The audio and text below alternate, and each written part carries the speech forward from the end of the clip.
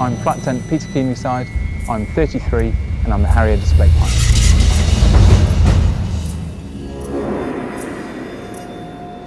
I'm Allan McNish, I'm 36 and I'm a racing driver.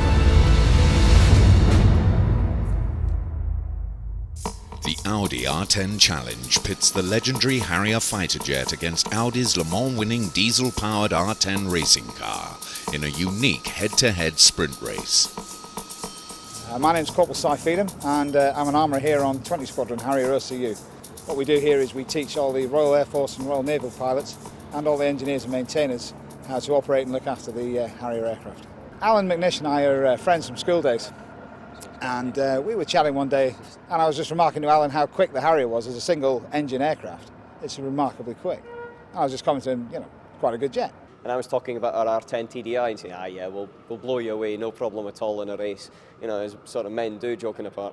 And he said, right, okay, we'll try and sort that out. And jokingly, I sort of challenged him to a race, saying, I bet the jet could beat your car. Then the next thing he came back and said, yeah, I think we could actually have a race on here. He took me up on that and went to see the people at Audi. I had to go and see the people at the Air Force, so we had to keep face. I think everybody was up for the challenge on both sides of the fence. And we managed to sort out a race. It's taken about 5 months of hard work, a lot of phone calls, a lot of emails, a lot of conversations and meetings.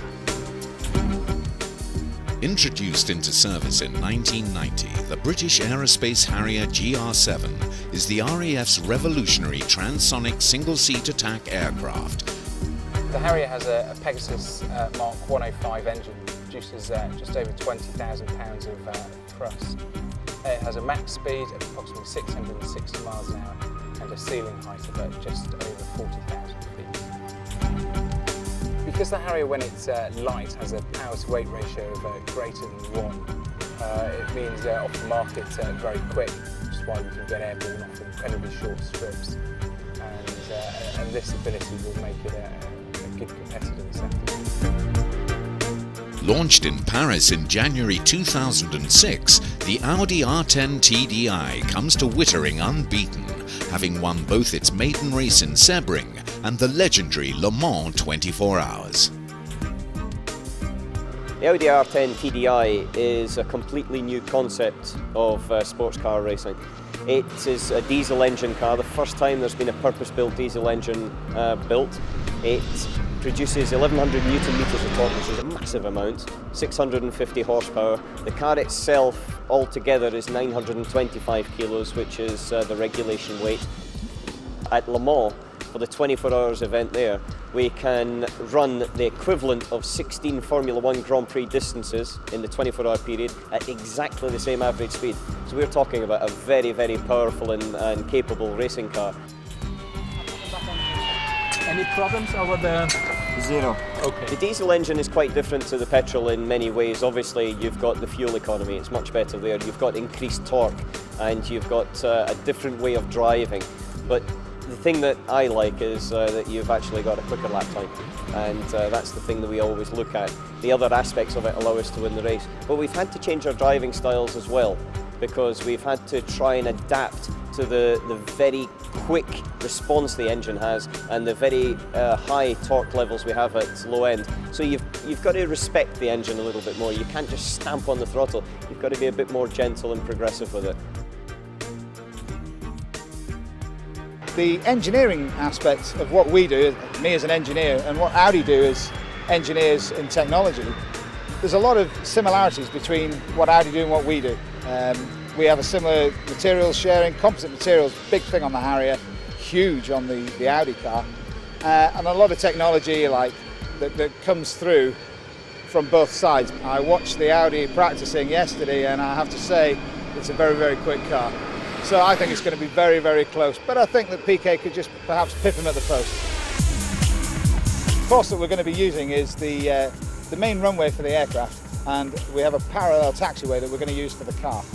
Both of them are exactly parallel and they run for about just over 1.5 miles. The Harrier has to get up to speed. It takes a finite amount of time to get the Harrier up moving, and it can't exceed 250 knots without getting airborne. It's very much a drag race. The car is starting from a standing start, and that's not normal because in endurance racing and specifically Le Mans, it's a rolling start. So it's not necessarily designed for that. However, we think that we've got a very quick car to be able to accelerate up to a distance. Obviously, and the Jet has got a tremendous amount of horsepower. I think it works out at 16,700 horsepower. The aircraft will get airborne about 150 miles an hour, and by the finish line I'll be hitting about 250 miles an hour. It's a bit heavier as well, and so there is that little bit of balance. The tactics are very clear. You drop the clutch and you floor the throttle and you shift up gears when you have to. It's the only tactics we've got. And apparently the pilot's tactics are release the brake and give it full gas. I'll be doing a conventional takeoff, which means the nozzles will be pointing rearwards and not down. Getting airborne as light as possible with as little fuel as possible. Once airborne, I'll be raising the gear as quickly as possible, so that will reduce the drag, and I'll keep it nice and low through the finish line. Well, I've seen the car off the mark and it is astonishingly quick. So I'm fairly sure they'll get ahead of us at the start of the race. But ultimately, when they get moving and their momentum builds up, then they should be coming back towards us. I think it's going to be very, very close. It's whether I can catch them by the finish line, and I think I'm going to shade it by a nose. All right, Best of luck. have a good one. Yeah, you too. See you at the end. Yeah.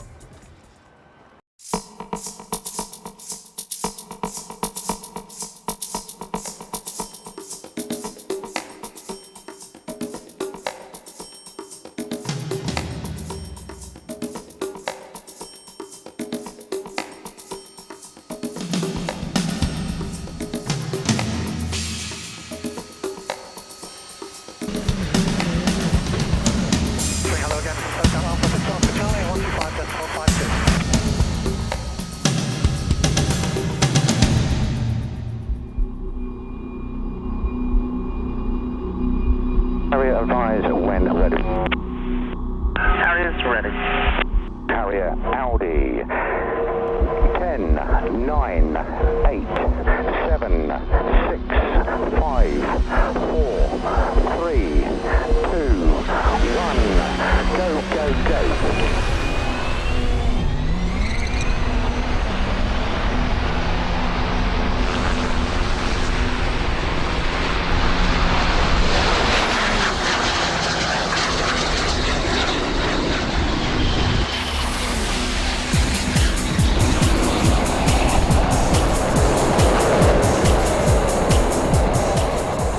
The result was closer than anyone could have expected.